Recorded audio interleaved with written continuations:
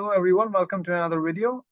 In this video, we will actually be looking at AS level accounting exam, which is 9706, and it is again paper 1, variant 2. So you will be looking at multiple choice questions, which is paper 1, accounting, and this is for, as I said, AS level. Again, this has basically 30 multiple choice questions. If you just scroll through, it says here, it has 30 multiple choice questions in this paper, and we will go through one by one. So let's get started with this exam paper. So multiple choice 1, which is basically relying on your, so this is a very common question tested in your O-levels as well. So if you have completed your O-levels, you should be able to answer this question actually very easily. It shouldn't take much time for you to answer this question. It has been asked in O-levels exams as well. So let's look at multiple choice 1, which says an item of capital expenditure has been incorrectly treated as revenue expenditure, right? So basically what has happened in here, that a capital expenditure item, which should actually be company's asset, has been treated as a revenue expenditure. That means that it has been expensed, right? So how this error affects accounts of the business, right? So how does it impact on asset and how does it impact on profit? Now, because the capital expenditure has been incorrectly treated as a revenue expenditure, so instead of asset, it is being expensed.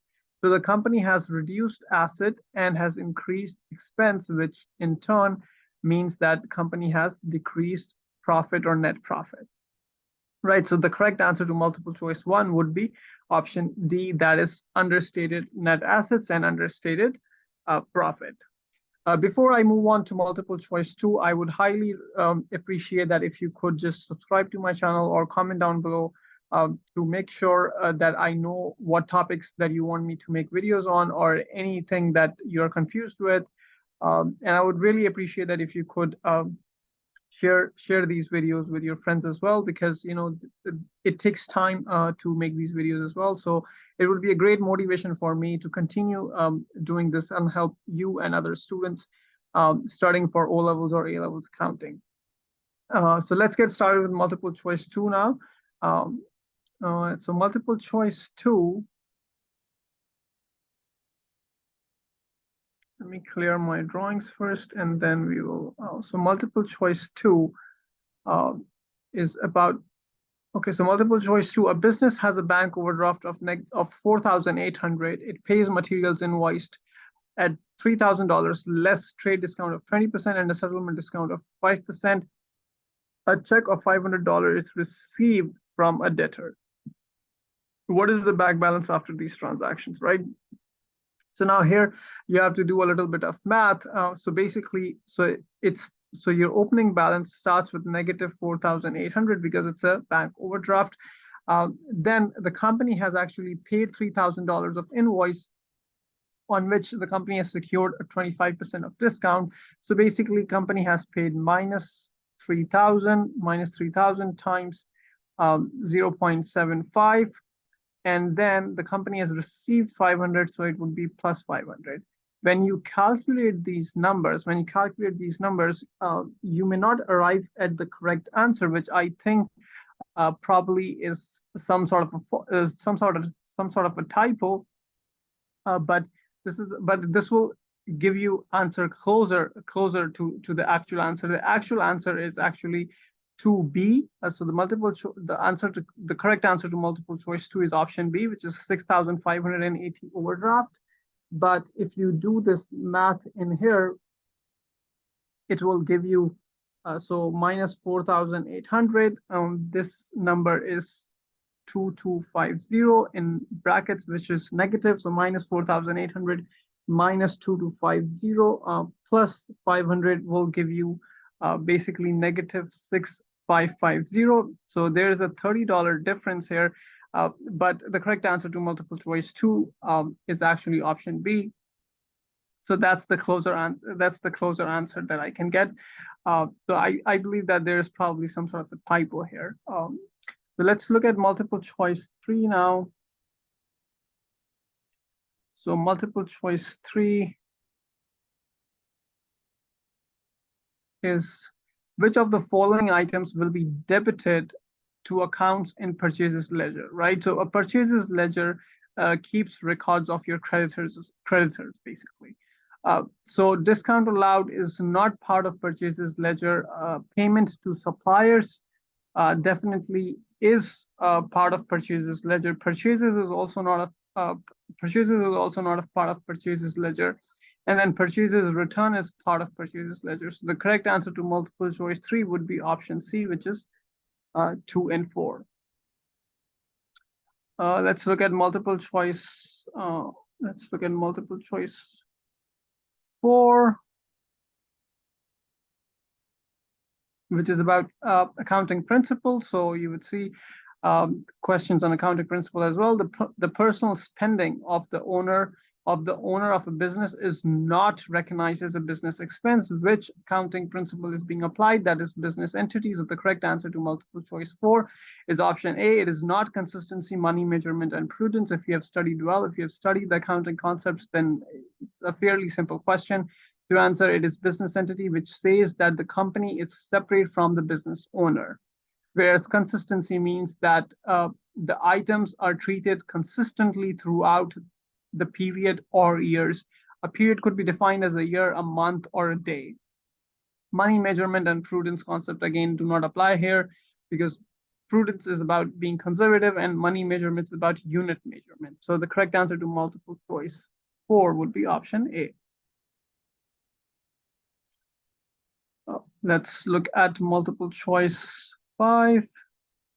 So multiple choice 5 again looks like another question on accounting principles. So let's read. A business obtained a machine by means of a hire purchase agreement. So a hire purchase agreement basically means that the company leases the asset at first, and then it also agrees to purchase the agreement. So at the end of the agreement, the company is actually going to purchase the asset, which is machine in this case. So it showed the machine in its balance sheet at a cash price of $30,000, although only 10,000 has been repaid. So which accounting principle is involved in here? Since the company has recorded at its cash price already, which basically means that the company is treating as the asset is purchased, and therefore it is substance over form. It is not accrual, materiality, or prudence. Again, the correct answer to multiple choice 5 would be option D, which is substance over form.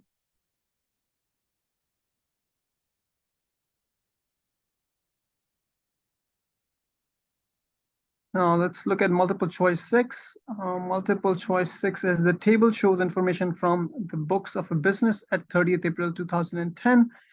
What is the amount of the sales for the year end 30th April 2010, right? So you need the year end sales amount, right? So the question is asking you to give year end sales amount. So during the year, the company made credit sales of 79,000. So that is one sales.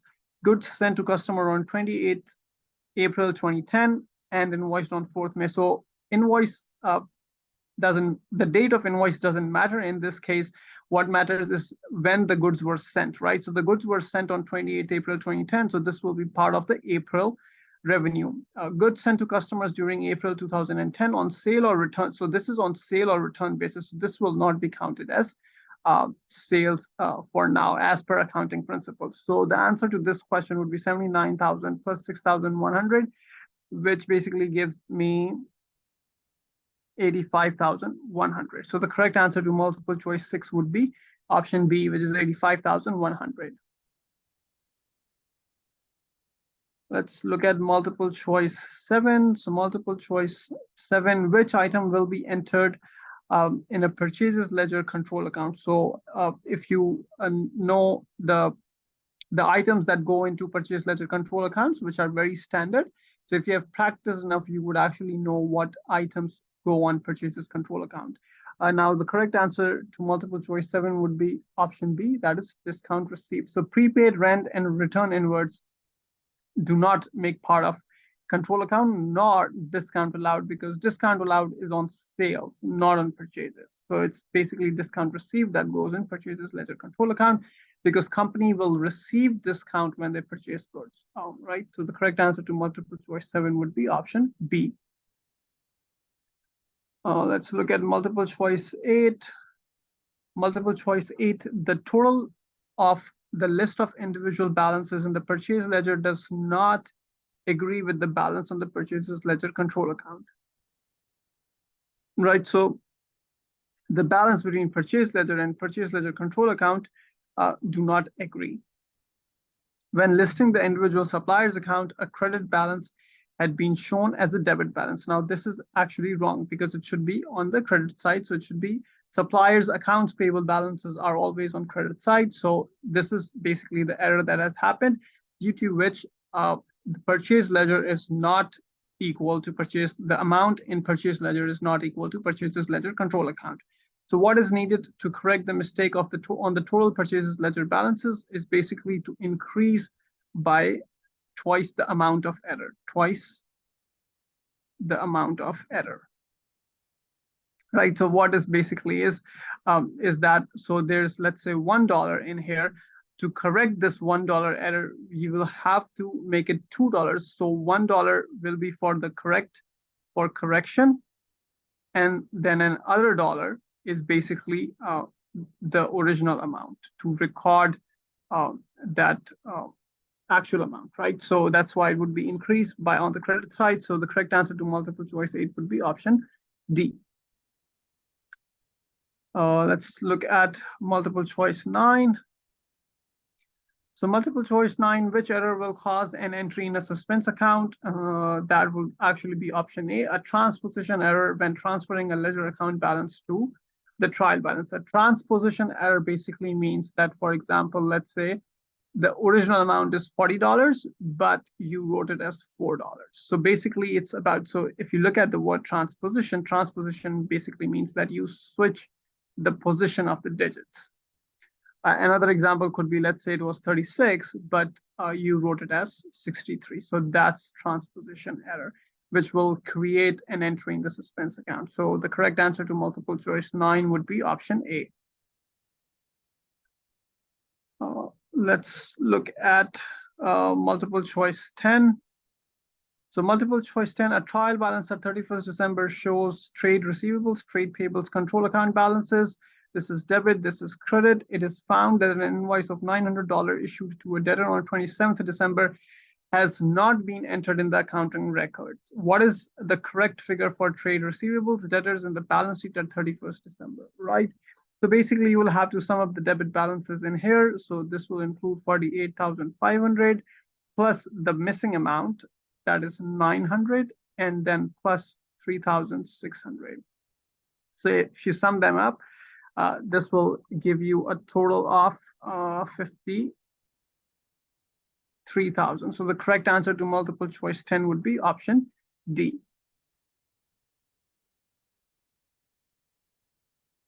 Now let's look at multiple choice 11. Multiple choice 11, during the year ended 31st December, a sports club received 10,860 for subscriptions. The following information is available.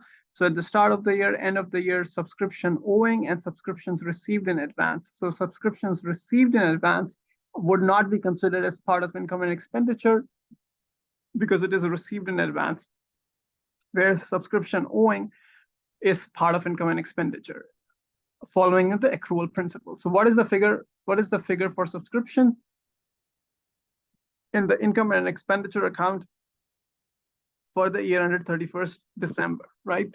So basically, so 10,860, the club received this much amount. You are going to add 870 to this, which is the amount owed at the year end, and this is considered as part of income. Then you will have to minus, add the reduction in subscription received in advance, because that will also be considered as part of revenue. So 1640, so 1640 minus 1220 will be considered as revenue. So 420 will be considered as revenue, and you will have to deduct 580 because this belongs to previous year. It would have been added in the previous year, so you have to deduct it from this year. And when you do this addition and subtraction of these numbers, that should actually come up to 11,570. So the correct answer to multiple choice 11 would be option C.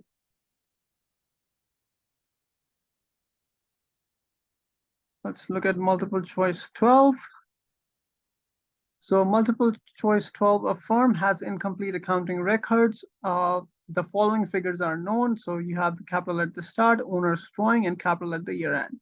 How much profit has the firm made during the year? So basically you can tell by the increase in the capital. So increase in capital is for 10,000. Now this already deducts the owner's drawing. So you have to add owner's drawing back to this increase in the capital account, which is basically earnings or net profit, right? So an increase in capital happens because company has made profit. So 10,000 plus 7,000 will give 17,000. So the profit was actually 17,000. So the correct answer to multiple choice 12 would be option B. Let's look at multiple choice 13, which is about to calculate the factory profit. Okay, so a company calculates factory profit at a markup of 20%, right? So that's the markup on the cost of production, which is basically telling you how much profit the company adds to the cost. So 20% is the profit amount. The following information is available, which is beginning inventory, cost of a production, and then the closing inventory of finished goods, right? So how much will be shown as factory in the factory profit in the accounts for the year ended 31st December 2008. So the first thing is that you will have to calculate cost of goods sold and then multiply it by 20% to calculate the profit. All right, so that's what you will have to do in this case. So you can do this. So cost of goods sold would be 40 plus 240 minus 54, and this will give you the 40 plus 240 is 280 minus 54, and that comes to as 40 plus 240, 280 minus 54, that comes to as 226 times 0.2, which gives me again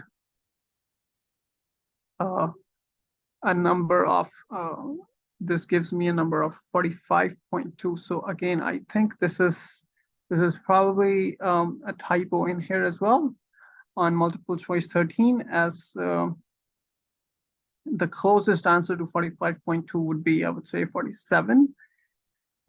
47, and the correct answer to multiple choice C, I think, would be option C, 47. But that's how it should be calculated.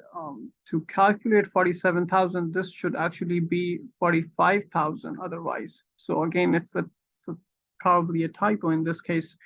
The correct answer to multiple choice 13 would be option C, or sometimes I think or probably the examiner actually in this case is trying to test your judgment skills as well. So the closest answer that I can see is $47,000. So the correct answer to multiple choice 13 would be option C. So multiple choice 14, the table shows transactions relating to inventory stock item during a period. Of the remaining units, 20 are damaged and can only be sold for $10 each. What is the profit? So you have to calculate the profit, right? So you have 60 units were sold.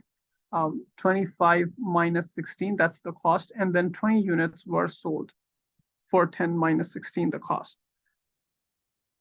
So when you do the math for this, this would be plus, this would be minus. This gives me 25 minus 16, 9 times 60 is 540. This gives me 540, and this would be a negative number because you see this is minus 16 and sold for $10. So minus 6 times 20 is 120 minus 120, and that will give me the correct S 420. So the correct answer to multiple choice 14 would be option C. So let's look at multiple choice 15. So multiple choice 15 is X, Y, and Z are in partnership sharing profits and losses in the ratio of 5:2:3. Y is entitled to a salary of 18,000 per annum. Partners receive interest at 6% per annum on their capital account balances at the start of the year.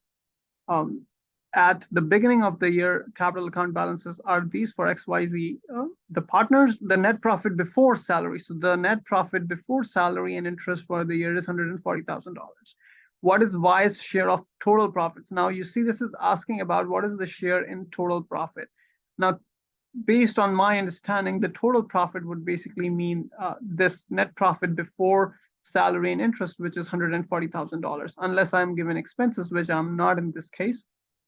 So 140,000, and this basically Y's share is 20%, and that will come as 28,000, right? 28,000 plus 18,000 the salary, and plus 22,000 times 0.06, which is the interest, and this total should basically be total profits earned by Y, basically total profits earned by Y. So the correct answer to multiple choice 15 is option C. But if I do the math in here, this doesn't come to this number.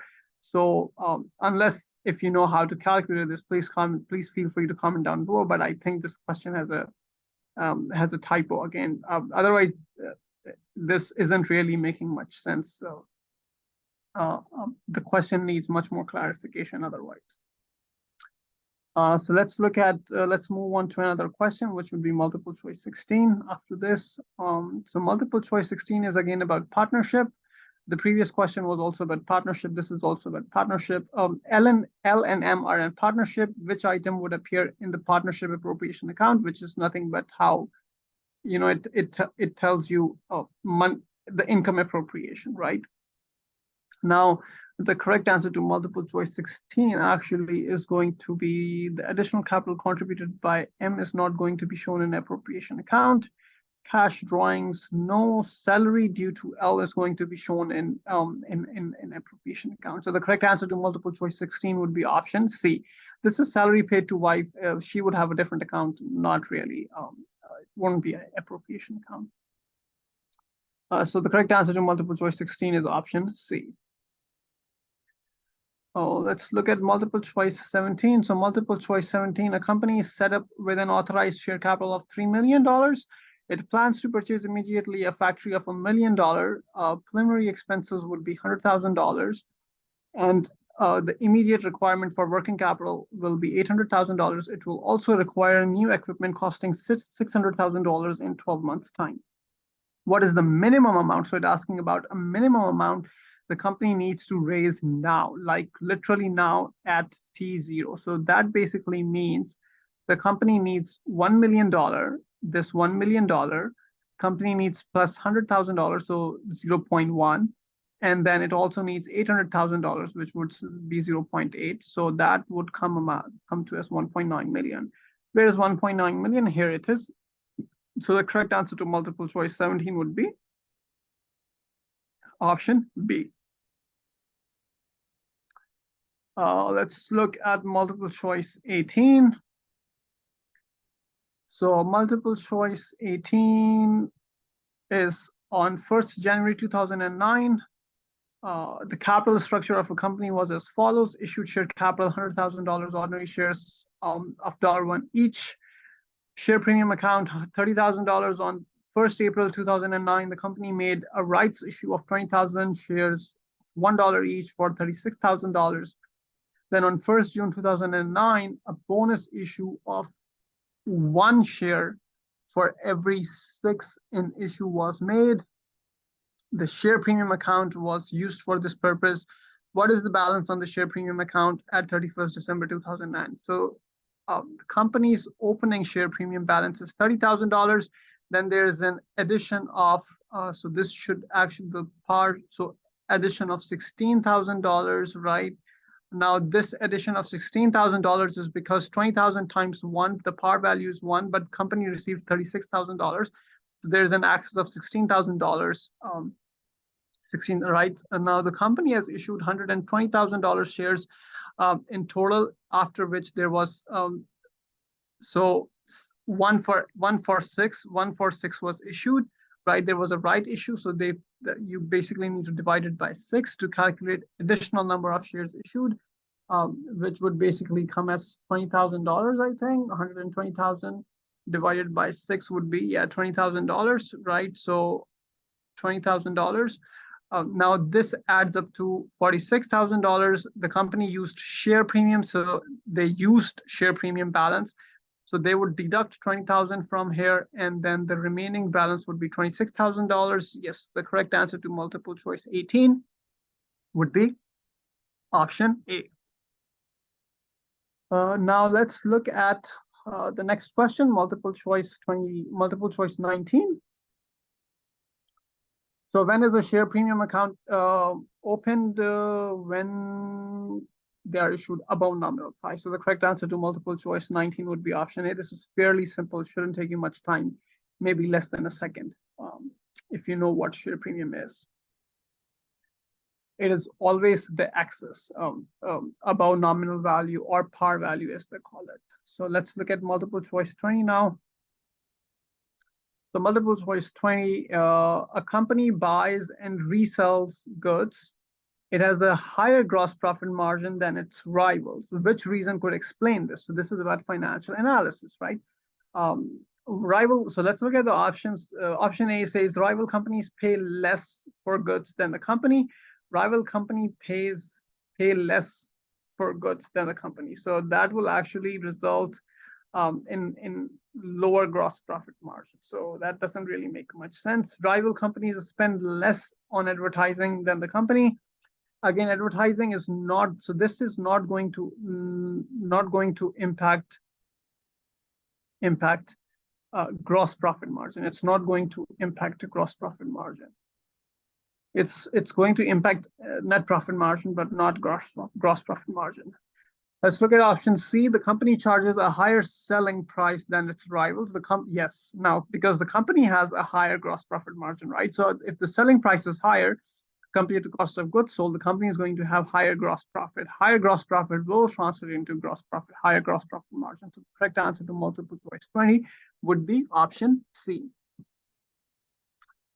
Now let's look at multiple choice 21.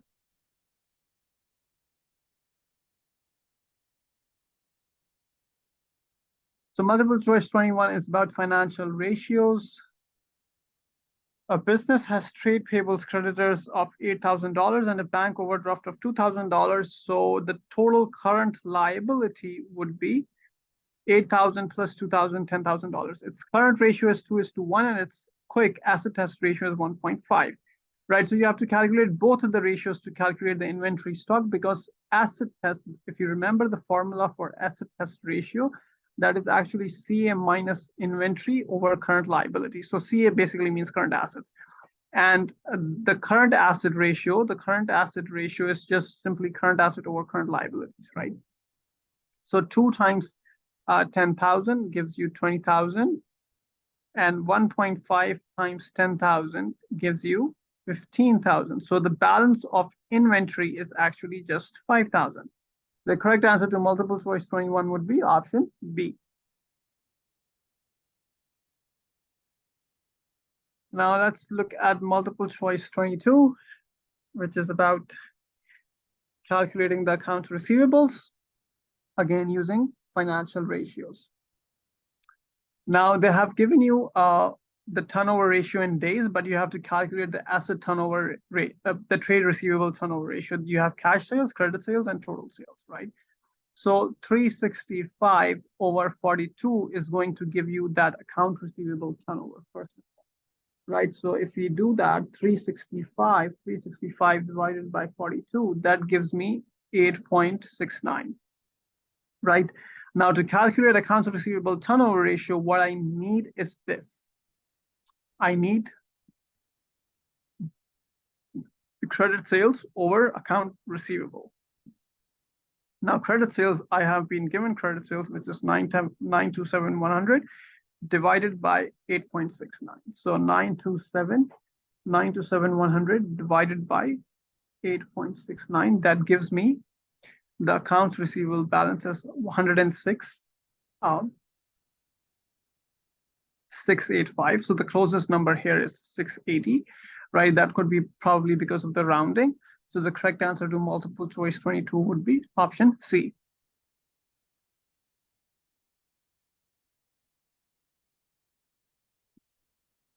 Now let's look at multiple choice 23. So multiple choice 23, which of the following information is given about 4 products? Which product makes the most gross profit, right? Most gross profit. If you only look at the markup cost, then you're more likely to choose option B, but that is not really the case. You have to look at the holistic picture. You also need to look at the inventory turnover. Another trick in this case could be you could just simply do 8 times 0.15 or 6 times 0.3, and then 7 times 0.25, and then 10 times 0.2. So when you calculate the resulting number, I'm pretty sure this one is going to be highest. Why I say this is because the inventory replenishment ratio is 10 times, right? So inventory turnover ratio is 10 times, which basically means that the company is selling a lot of inventory very fast, even though the markup cost is less, which basically means that the company is adding less towards the profit.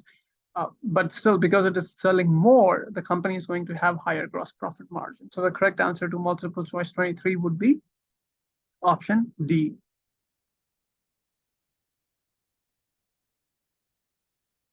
Let's look at multiple choice 24, which would be about calculating the cost of a tin of a soup. So a soup manufacturer uses batch costing. It produces a batch of 10,000 tins soup with a direct material cost of 2,500. So 2,500, right, divided by 1,000. So that will give me 2.5 for materials. The direct labor is, so again, this is 2,000. So 2,000, the direct labor cost is 2,000, and that gives me $2.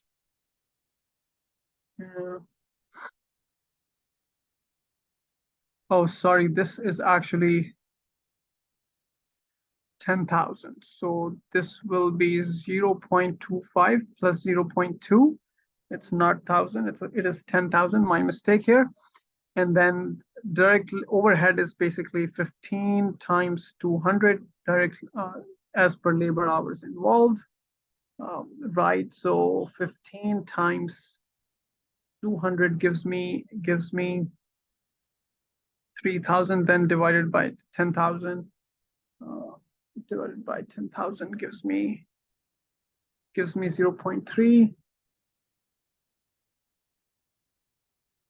And then you will add 0.3. This will give me 0.75. So the correct answer to multiple choice 24 would be option D.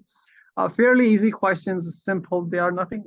There's a lot of calculation involved, but then again, it's your A levels, basically your high school. So there would be a little difficulty, but if you know the concepts, then it's not really difficult, I would say. So let's look at multiple choice 25. The table shows cost at 3 activities. In this case, you can actually apply something called high-low method. So you take the high one and then the lowest one. You could take 90 units as well. It will give you the same answer, but I prefer to use this something called high-low method. It's fairly easy. And then this is asking you what is the fixed cost, right? So first of all, you just do 21,200 total cost minus 15,600, the total cost at 65 units, and then take the difference, 100 minus 65. Right, so this will give you a cost this will give you cost per unit. So 21,200 minus 15,600 is 5,600, and 100 minus 65 is 35. 5,600 divided by 35 is 160. And then when you do 160 times 100 units, you pick random unit here, that will give you, so 160 times 100 will give you 16,000, right? Will give you 16,000, but the total cost was 21,200. So 21,200 minus 16,000, which is the variable cost, 21,200 minus 16,000 will actually give you 5,200. And that is your fixed cost. So the correct answer to multiple choice 25 would be option C. Now you can repeat the same thing with 65 units, right? So you calculated the variable cost per unit. So if you do 160 times 65, 160 times 65, 160 times 65, that will give you 10,400. Now 15,600 minus 10,400 will again give you 5,200. So whichever way you do, you will get 5,200. So the correct answer to multiple choice 25 would be option C. Then let's look at multiple choice 26. The customer places an order.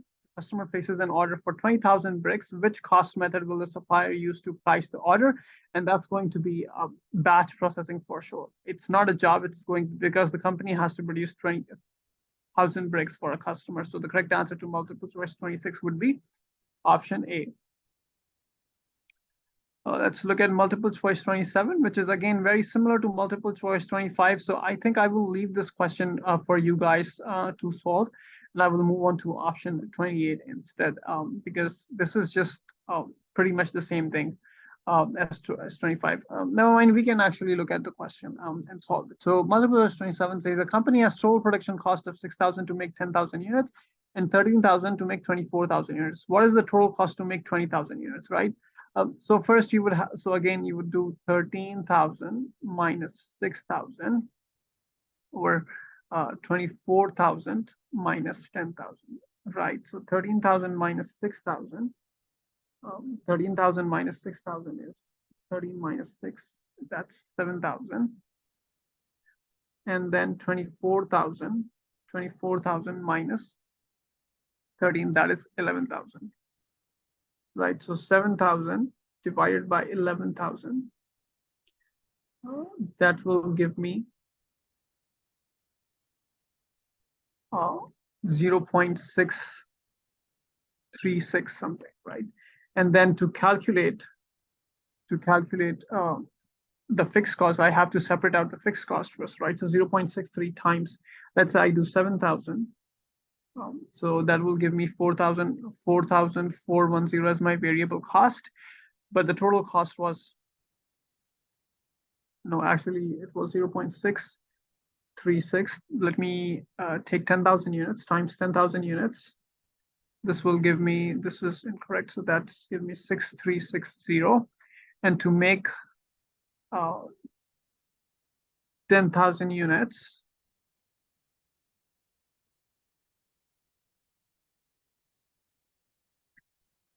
minus 6, 7, 24 minus 10. So 24 minus 10 is actually, this actually is 14,000 units. So 7,000 divided by 14,000 gives me 0.5.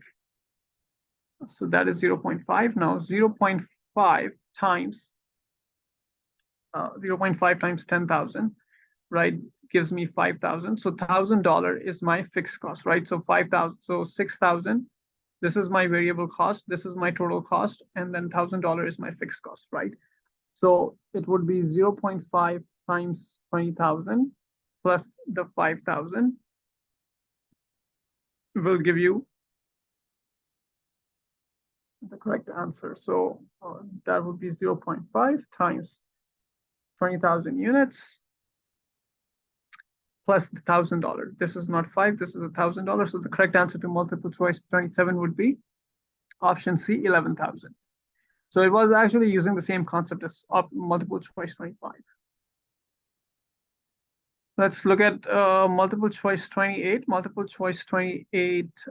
A business makes wedding dresses. Each machinist is paid $30 a day and each supervisor $40 a day. Each supervisor can work up to 10 machinists and each machinist can produce one wedding dress a day. If 95 wedding dresses a day are produced, what is the daily labor cost, right? Which will include the machine, which will include the machinist and the supervisor. So to make 95 wedding dresses, how many machine supervisors would you read? So 95 divided by 10 would be 9.5, right? Now there's no 9.5 workers. It will always be 10 supervisors because I cannot cut the supervisor in half, right? So it will always be 10 supervisors. Now, so each supervisor can only, so 10 supervisors, right? 10 times a supervisor is paid 40.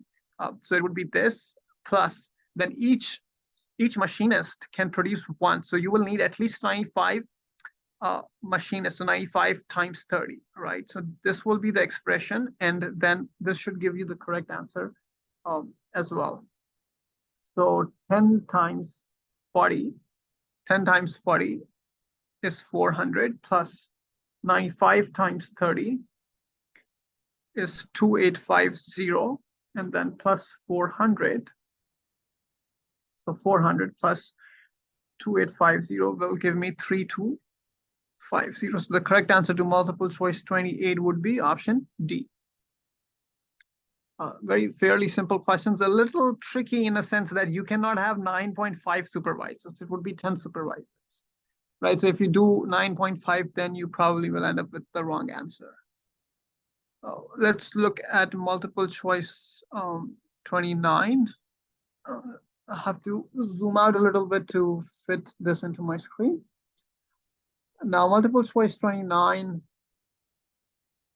the graph shows projected sales and cost information for products X and product Y, right? So product X and product Y. Which statement accurately interprets the graph? Product X breaks even at a higher number of units sold than product Y. So this is product X, this is the break-even point. And then this is the break-even point for product Y. So what does it say? Product X breaks even. No, this is wrong. Product X actually breaks even at lower number of units. So this statement is false. Product X has a lower fixed cost than product Y. Fixed cost is this? No, so this is, so product X has a higher fixed cost. So this is also wrong. Product option C, product X has a lower selling price per unit than product Y. That is actually also not the case. Product X doesn't have a lower selling price than product Y, because if you look at the steepness of the curve, it's very different. So that is, so option C is also false, because product Y actually has, product X actually has a higher selling price. It's very steep compared to this. And then so the correct answer to multiple choice 29 would be option D. Product X has a lower variable cost per unit than product Y. That would be the correct answer to multiple choice 29. Because then again, if you look at the total cost curve, so this is pretty much flat compared to this, because this is very steep. So product Y actually has a higher variable cost and product X has a lower variable cost. Let's look at the last multiple choice question, multiple choice 30. So multiple choice 30, a business purchases a vehicle for 10,000. The business depreciates its non-current fixed assets at 20% using diminishing value method. What is the depreciation year charge for year 2? So that would be year 2. So 10,000, fairly simple question, actually, using your knowledge from O levels. So 10,000 times 20%, this gives you 2,000. That's your depreciation for year 1. Now year 2 would be 8,000, which is nothing but 10,000 minus 2,000. So this is your book value for year 2. So 8,000 times 20%. 8,000 times 20% will give you 1,600. That is your depreciation for year 2. So the correct answer to multiple choice 30 would be option A. And that's it for May-June 2010 advanced subsidiary AS level accounting 9706 multiple choice paper. I hope this video was helpful to you in your exams. And please feel free to comment down below on what topics you would like me to make videos on. And if this video was helpful to you, please don't forget to give it a thumbs up and subscribe to my channel and share this with your friends who are doing O levels and A level exams. Hope this video was helpful to you. And thank you very much for watching this video. Thank you.